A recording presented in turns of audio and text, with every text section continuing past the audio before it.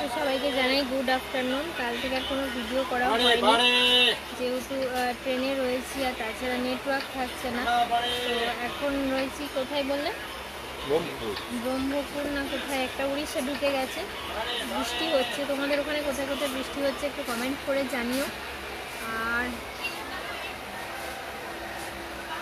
এই যে মা শুয়ে আছে, এইখানে বাবা, আর এইখানে তোমাদের দাদা।